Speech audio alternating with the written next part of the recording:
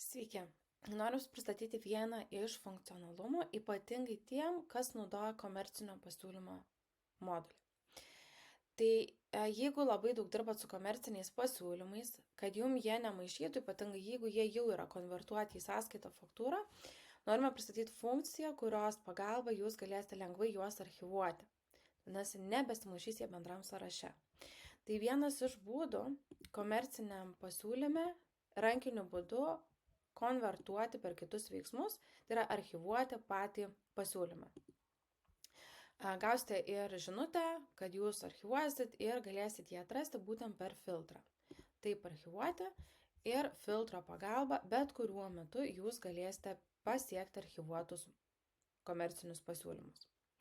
Lygiai taip pat, jeigu norėsite, galėsite ir atstatyti, pakeitus pasiūlymo statusą.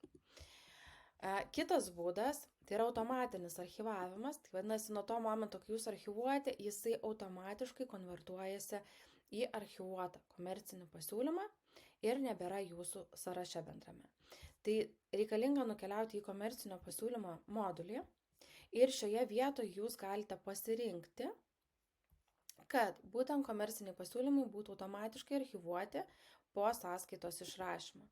Tai kai aš išrašau sąskaitą, atnaujinusi nustatymus, pasirenku kažkurį iš komercinių pasiūlymų, 8, ir pasirenku konvertuoti į sąskaitą faktūrą, vis tiek generuojam sąskaitą, pasižiūrim, ar viskas mums čia tinka, ar naudojam likučius ar ne, sukuriam sąskaitą ir grįžus į komercinių pasiūlymų skiltį, to 8 komercinio pasiūlymo nebėra. Jis automatiškai yra archyvuojamas ir jau prieinamas tik tai per filtrą. Tai tikimės, kad tokiu būdu palengvinsime klientų, kurie dirba su komerciniais pasiūlymais ir dideliais komercinių pasiūlymų kiekiais darbą ir tikrai šitas funkcionalumas jums pasitarnaus. Tai gero naudojimo ir iki.